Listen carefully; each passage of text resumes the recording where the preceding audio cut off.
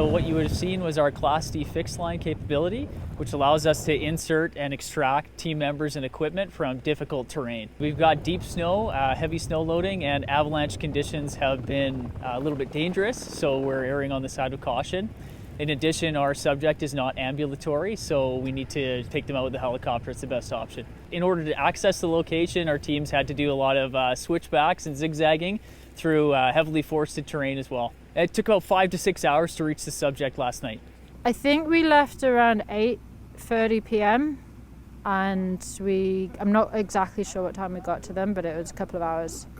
Yeah, they were pretty happy. I think they'd been pretty cold for some time, so they were happy to see us with some supplies and warm clothes for them. They spent the night with the subject, then the subject also has a partner, so there's 2 of them and 4 of our crew from Comox Valley SAR. They came up in the early hours of the morning, skinned up to us, and then set us up nice and warm overnight, and then got us out by helicopter in the morning, and they whisked my partner away to hospital straight away. So yeah, they've been excellent, and the response was absolutely world class. We've got a leg injury, so the subject was unable to move, and then of course got quite cold as the evening got later. So the ability for the subject to move themselves was kind of nil, so that's why we had to send a team in, send in some equipment for warming, as well as we provided first aid and pain management. We had 4 of our volunteers out there all night, as well as 2 volunteers stationed here at our forward staging area, and I was one of those as well.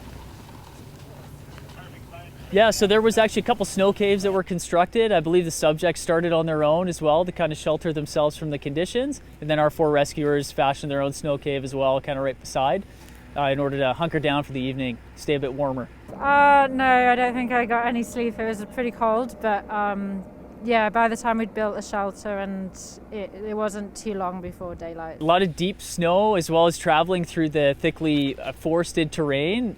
As the temperatures warmed up last evening, there was a lot of we call them tree bombs, big pieces of snow falling from the trees that would need to be cognizant of. So there was definitely hazards out there last night, as well as having to avoid any avalanche terrain due to the avalanche risk. Yeah, given it's one of the first weekends of having some great snow, people are eager to get into the backcountry. We also had a call the day before for snowmobiler on the backside of Washington. Anything could happen out there, you know, like you have to be very careful, and thank you in advance for if I ever get into trouble out there to search and rescue. Big shout out to those guys. They've been here all night, I understand, and with this injured skier.